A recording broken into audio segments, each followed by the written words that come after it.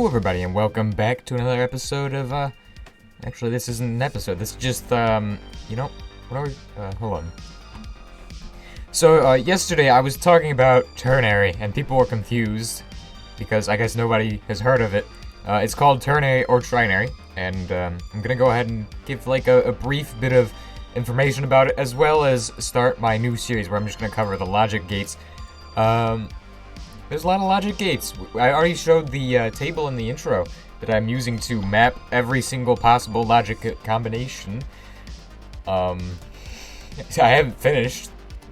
I only just started right now. Alright, so a few things you should know is that there are a few systems of mathematics. Well, there's a ton of them. And the two that are commonly used for computers, which trinary has kind of fallen out in the most recent years, but there's really two that have been used with computers, and one is binary, which you know what binary is. I talked about it a lot. It's pretty simple. Okay, so a binary truth table looks like this. No, hold on. That's wrong. It looks kind of like this.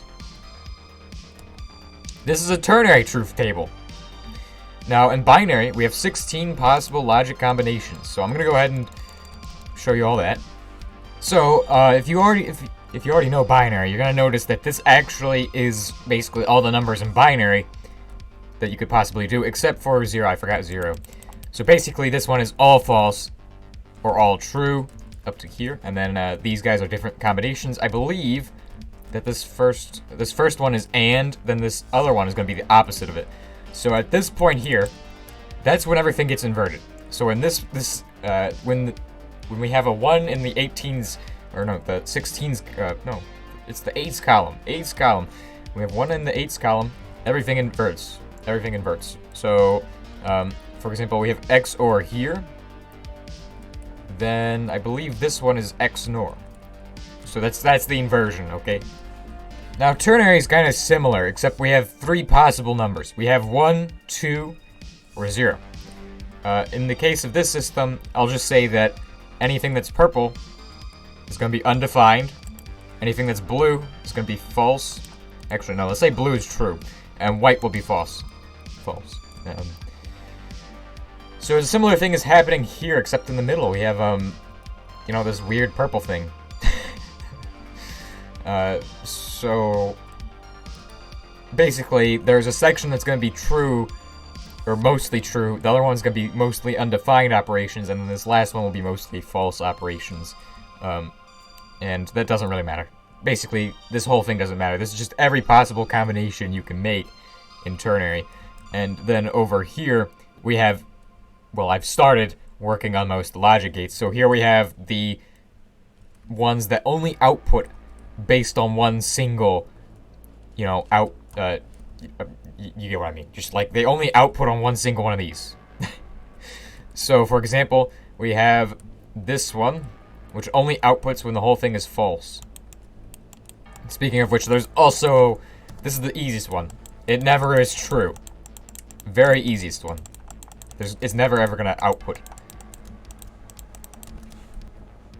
Well, actually, this one's actually true, because I said blue is true. Sorry, I'm getting things backwards. So let's move on to the actual logic gates. And as you can see, I've begun mapping out all these things. Today, I'm only going to show you, let me go ahead and select, or show you all these. I'm only showing you from here to here on the table. And most of these gates actually can be switched into the other gates based on what you say the inputs are. So let's go over to the actual gates I built. So over here, our first gate is the false gate. To be honest, if you're gonna use this gate, just don't even wire anything, okay? This gate's pretty self-explanatory. Just don't wire anything at all. You don't even need to do this. I mean, to be honest, this is just an overcomplication of what it needs to be. So this here is only C. It's only gonna output when C is true. But this also works for B or A if you switch out the color or, you know, like what you're using. So you could switch this out for, you know, C or A, or B or A, you know? It could be any of these. So here's a quick demonstration. So you can see I have 2 levers here, and the reason I have 2 is because one is going to be 1, and the other one's going to activate as a 2. So if we have a 1, then boom, that's activated. And you could easily wire this up with a red coder for like 1 and 2. Here we go. This is 2. So when 2 is on, it cannot be on at all. Here's what I'm calling the undefined C, the undefined B, or the undefined A. Let's go ahead and demonstrate. So this should only output when it is 2. So it has a value of 1. It's not going to be on. Not going to be on. Wait. It switched. Hold on a second. I think this might be a little wrong. I see. Something is weird. Oh, hold on. This is... Okay, I remember what I did here. So basically, when this one is on by default, it cannot be more than 1. But when this one is on, this one is going to be, 2. So that's what this is doing. It's not broken or anything. It's just I haven't messed with this in a while, so I forgot what I was doing with these. And I'm pretty sure they get simpler than that. So, from here we have the BC, BA, or AC. And basically these are AND gates that combined AND for these. So we have B and C, B and, or A and B, and A and C. So let's go ahead and demonstrate this here. So we have 2 inputs, and these are basically just those, except in this position. Like the original gates over there. Now, you'll notice that I haven't used the decoder for this, so... Let's go ahead and demonstrate. So when B is 1, boom, that's going to turn off this torch, but it won't turn this one on. When B is 2, this torch will be on. But when B is... Or when C is 1, then this torch will be on. Then when C is 2, this one won't be on. So boom. Now here's where things get a little interesting, because we start to combine undefined with defined. So we have undefined B and C, or undefined A and C, undefined C and B, undefined... Yeah, you get what I mean. There's a lot of them. Basically, they should only output when it is 2. For example... Is this it? Hold on a second. What the heck? Oh, yes, I started saying these guys are 1. So this is 2 by default. Yes, okay, that's cool, I think. This may not be, I may not have built this right. But you get what I mean. Oh, wait, this is right. Because this one would be representing C, and this one would be representing... Well, no, this one's representing C, and this one is representing the undefined B. So, let's move on to the next one. And I'll tell you how this is doing it. So this one is only going to output when it's a 1. This one's only going to output when it's a 2. And now these get ridiculous with like how they're spelled. Like we got uoak. That's just a ridiculous ridiculous word. But it's undefined A and undefined C, and undefined B. This one's just both undefined numbers. So, well, undefined statements, you could say. I don't know. So it won't output when this... Oh, okay, it is going to output when that is with 2. So it's outputting when it's 2. Boom. So yeah, both of them have to be 2 in order for us to get an output. And now it's getting even more ridiculous, because we have... Uwawak. Uwab. We have undefined B, undefined C, undefined A. And this basically just means all of them have to be 2 in order for it to be on. So over here, it's all 2, on. This one's pretty self-explanatory, but A, B, and C must be 1 for us to get an output. If one of them is 2, we get no output. So this is what I call the strict AND, or just, it's pretty analogous to what AND is for, binary, but except you have 3 inputs. It's pretty simple. Now in hindsight, I'm actually missing a few of these, and I believe I'm missing UA, UB, and then just typical letters, you know what I mean? You know what I mean? Okay, so let's go ahead and try to make this gate so I can demonstrate how I would build one. Alright, so here we go. We got UA, UB, UC. And here's what we need. We need a input, a B input, and a C input. And they all, well, 2 of them have to output when it's only 2. And the other one has to output when it's only 1. So we're going to start with a simple pattern like this. Now, for this guy, he's the simplest because we only want him to activate when he's 1. This guy always represents 2. So in this case, we don't want them to activate when this one is on. So we need to create something that prevents it from happening. So basically how this is working is it's going to subtract the signal strength from 2 to this 1, which causes this to not be able to power out from here.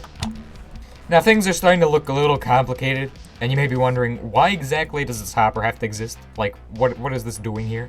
Well, this hopper is going to be our filter, and he's going to tell us what number we're outputting. So in this case, we only want it to output 1, a signal strength of 1, just in case you ever need to use that signal strength for anything. I mean, you could have it just be on or off, but sometimes you want it to be just 1 or 2, because that makes things simple.